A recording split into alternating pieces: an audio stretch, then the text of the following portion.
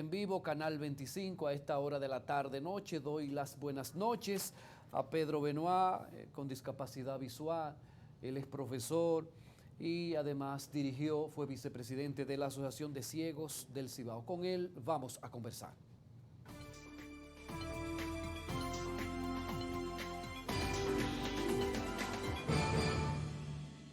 Pedro, buenas noches. ¿Cómo se siente? Gracias por venir. Buenas noches, Manuel. Bien, gracias a Dios. Hoy, Pedro, 3 de diciembre, Día de la Discapacidad Internacional. ¿Cómo reciben la fecha? Bueno, esta fecha prácticamente reviste una importancia extrema para todos los niveles de discapacidad, porque no solo la discapacidad visual. Este día 3 de diciembre, la Comisión de las Naciones Unidas declara este día como Día Internacional de la Discapacidad. Están en pantalla, Pedro, las imágenes de la actividad que desarrollaron en el día de ayer. ¿En qué quisieron llamar la atención? ¿En qué consistió? ¿Dónde salieron? ¿Dónde concluyeron? Sí, ayer y todos los años lo hacemos. Se hace una caminata saliendo desde el Parque Duarte hasta el Parque Colón, y cuando termina ahí, entonces se realiza una misa en la Iglesia de la Altagracia, que también se hizo el día de ayer. ¿Cómo, por ejemplo, hemos visto que se ha venido denunciando que los obstáculos, lo que hay en medio de las aceras, es un problema para ustedes? ¿Ustedes cómo logran caminar? ¿No han tenido el acercamiento con las autoridades para que ayuden a que se agilice, que las aceras estén despejadas? Debo decir que esos obstáculos son los que provocan que la discapacidad sea más intensa. Y sí, tenemos mucho tiempo luchando y se han logrado muchas cosas, pero faltan muchas, porque he comentado en otras ocasiones acerca de los obstáculos que a veces es difícil para el que ve moverse en el centro de la ciudad. Entonces usted y los televidentes se imaginarán cómo será para nosotros que no podemos ver. Sí, sí. ¿Qué cantidad, Pedro, tenemos aquí, por ejemplo, en Santiago, de personas no videntes? ¿Tienen más o menos un dato, un estimado, un número? Bueno, en Santiago exactamente no tenemos ese dato. Yo espero que tal vez el censo ayude en esa parte, pero el número es importante y sobre todo puedo decir, no voy a decir el término, pero está en aumento, pero a una velocidad vertiginosa. Ustedes tienen, Pedro, una escuela aquí. Usted es educador. ¿Dónde está esa escuela? ¿Qué cantidad de ciegos tienen en la actualidad? ¿Qué se imparte allí? ¿Qué tan pronto aprenden lo que se enseña y sobre todo a salir a la calle o a las calles? Muy bien, sí, estamos en la Asociación de Ciegos del Cibao. El centro está ubicado en la calle Cuba, número 53, entre las calles General Cabrera y 16 de agosto. Ahí impartimos docencia a las personas con discapacidad visual en el área de braille, orientación y movilidad. Puedo decir que en el área de la informática y también la escuela normal, porque allá se da clase desde primero hasta octavo grado. ¿Qué edad reciben ustedes las personas? ¿De qué edad? Bueno, allá estamos trabajando con personas adultas porque ya los niños lo trabaja otra institución. Ok, ¿esto tiene un costo? ¿Reciben algún apoyo de los gobiernos central, municipal, de algunas entidades? Sí, se recibe apoyo del gobierno y algunas instituciones también apoyan, pero el servicio que se ofrece allá, aparte de que es totalmente gratis, también se colabora con los estudiantes con el transporte para que ellos se muevan desde sus hogares hasta la institución y viceversa. Usted habla de informática. La informática tienen sus aparatos, ¿verdad?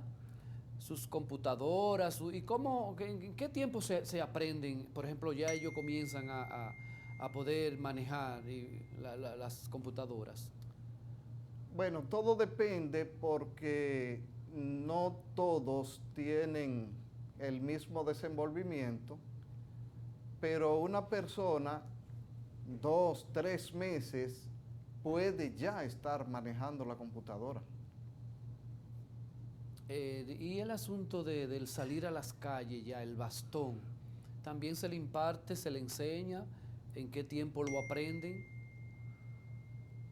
El tiempo, no tenemos un tiempo establecido, pero depende de la actitud de las personas, porque usted sabe que el que ve y de repente, por la razón que sea, pierde la vista, es un trauma un poco fuerte que hay que superar, pero personas habilidosas en poco tiempo ya pueden estarse desplazando solos en las calles de nuestra ciudad.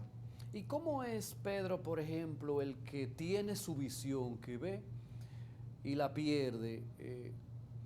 ¿Cómo es esto? ¿Cómo llega a la escuela? ¿Le es fácil, le es difícil poder aprender? ¿No hay un trauma, no hay una parte psicológica que hay que tratar? Claro que sí, unos más que otros, pero sí se trata el área psicológica, apoyo en todos los sentidos, pero la mayoría, en poco tiempo de haber estado visitando la escuela, se nota el cambio, pero abismal. Pedro, estoy hablando con Pedro Benoit, él es de la Asociación de Ciegos del Cibao, es vicepresidente. ¿Cómo, por ejemplo, se hacen en el hogar? Pues, si la pareja son no videntes los dos, ¿cómo es esto? Porque es un poco complicado. Bueno, en mi caso, mi esposa ve, que me acompaña el día de hoy, está por ahí, pero yo tengo 2 hermanas, son ciegas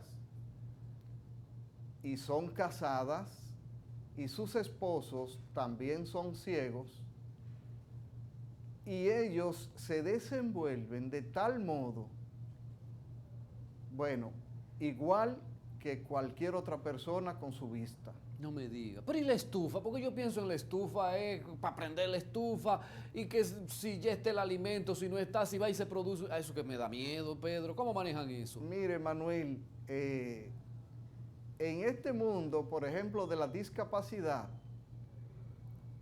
o nos lanzamos o definitivamente tenemos que arrinconarnos. Sí.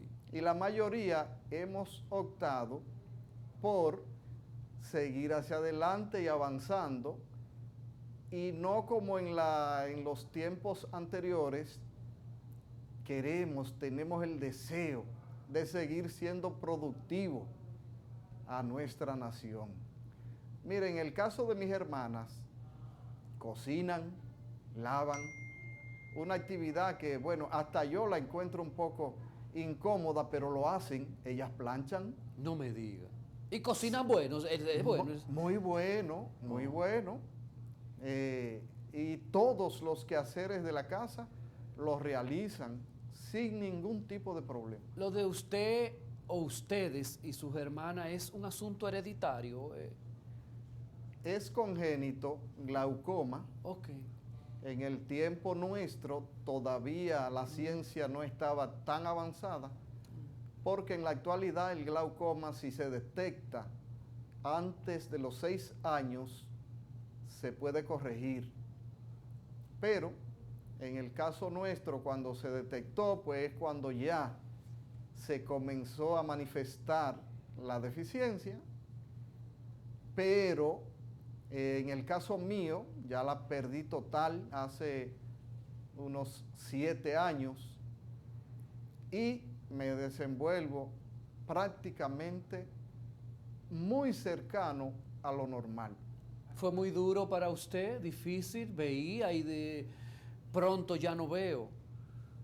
En mi caso no fue tan difícil porque ya cuando yo sentí que el problema se agravaba, entonces ingresé a la institución y comencé a prepararme.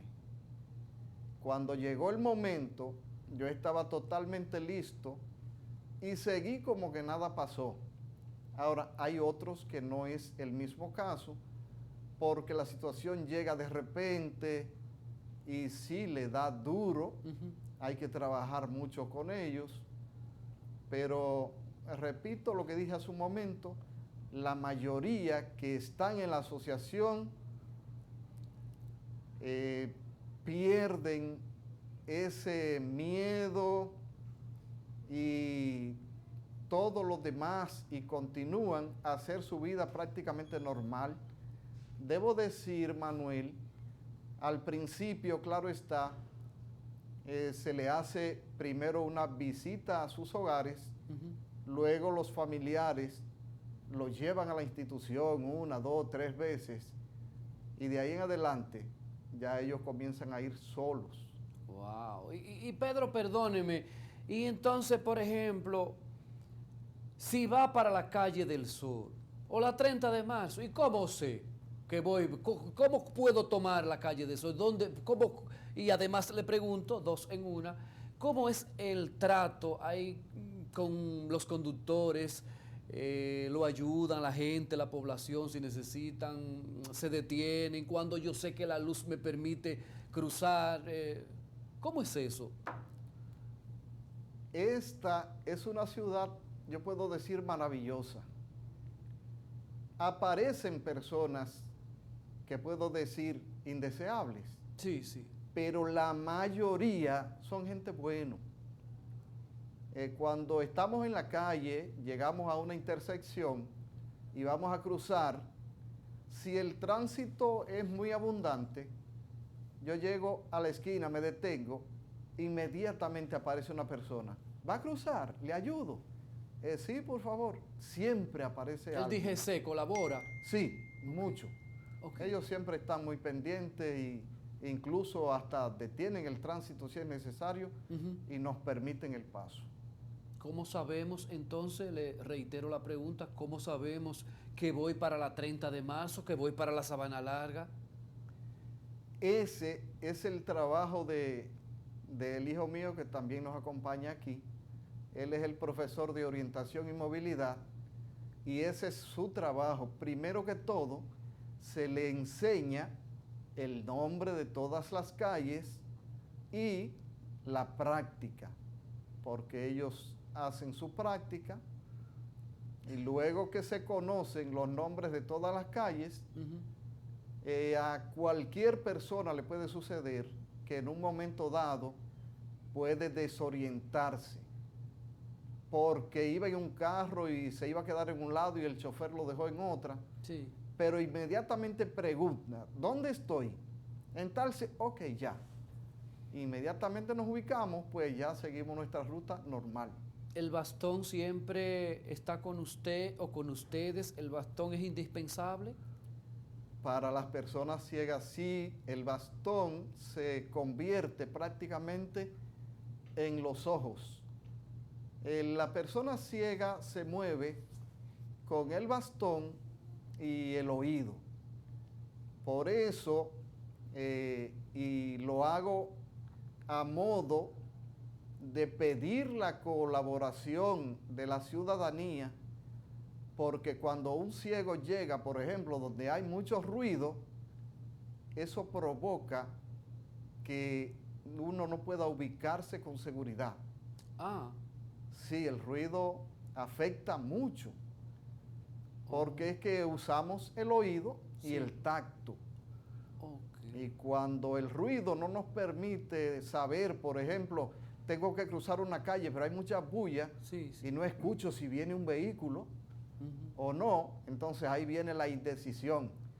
No me atrevo a cruzar porque no sé si viene un vehículo o no, porque el ruido no nos permite ubicarnos. Si tengo, Pedro, en el caso de usted o de ustedes, que viajar a un país, se llevan el bastón, pero y en aquel país yo no conozco.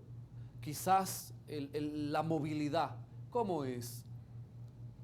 Bueno, ya ahí se necesita asistencia. Por ejemplo, yo viví la experiencia.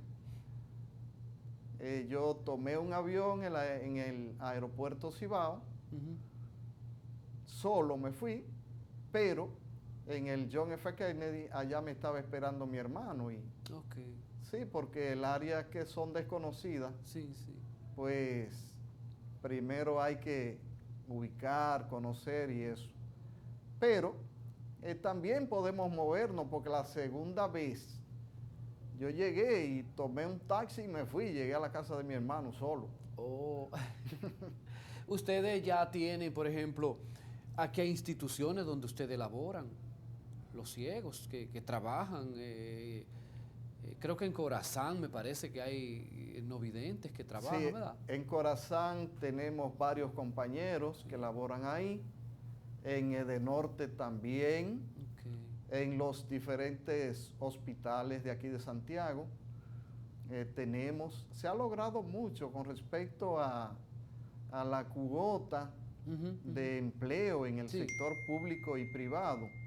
Gracias a Dios, hay muchos compañeros que hoy día dejaron de ser una carga para la familia Sí, sí. y por el contrario, hoy día se sostienen y pueden ayudar a otros.